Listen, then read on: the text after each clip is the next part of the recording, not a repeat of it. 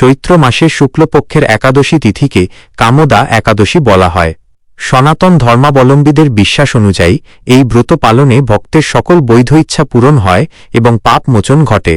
2026 সালের কামদা একাদশী পালনের সঠিক সময়সূচি ও নিয়মাবলী নিচে দেওয়া হল। কামদা একাদশী 2026 সময়সূচি। 2026 সালে এই একাদশী 29শে মার্চ রবিবার পালিত হবে।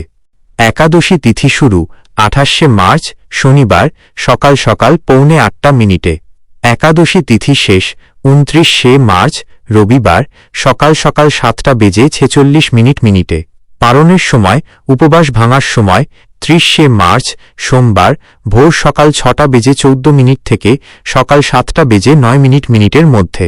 স্থান ভেদে সময় সামান্য তারতম্য হতে পারে, তবে এটি আদর্শ সময়। একাদশী পালনের নিয়মাবলী। একাদশী ব্রত পালনের কিছু নির্দিষ্ট নিয়ম রয়েছে যা মেনে চললে পূর্ণ ফল লাভ করা যায়। 1. দশমী বিহিত কর্ম।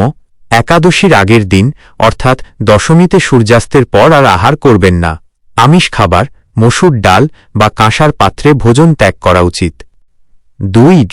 একাদশীর দিন উপবাস ও পূজা। স্নান ও সংকল্প।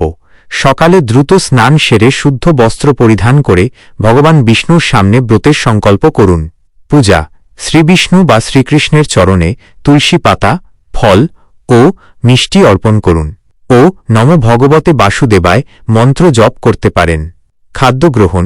একাদশীতে অন্ন, পঞ্চর্বিশস্য, ধান, গম, যব, ভুট্টা, সরিষা ও ডাল জাতীয় খাবার সম্পূর্ণ নিষিদ্ধ।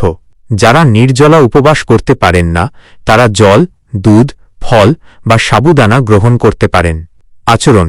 এই দিন মিথ্যা কথা বলা, পরনিন্দা বা ক্রোধ বর্জন করে ভগবানের নাম স্মরণে দিন অতিবাহিত করা উত্তম। 3. দ্বাদশীর দিন পারণ। পরদিন সকালে স্নান সেরে নির্দিষ্ট সময়ের মধ্যে প্রসাদ গ্রহণের মাধ্যমে উপবাস ভঙ্গ বা পারণ করতে হয়। পারণের আগে সাধ্যমতো দান ধ্যান করা বা ব্রাহ্মণ অসহায়কে ভোজন করানো অত্যন্ত পুণ্যদায়ক। একটি বিশেষ দ্রষ্টব্য, আপনার শারীরিক অবস্থা বা ব্যক্তিগত সক্ষমতা অনুযায়ী নির্জলা অথবা ফলার ফল দুধ মাধ্যমে উপবাস পালন করতে পারেন। আপনি কি এই একাদশীর মাহাত্ম্য বা ব্রত কথাটি বিস্তারিত জানতে চান?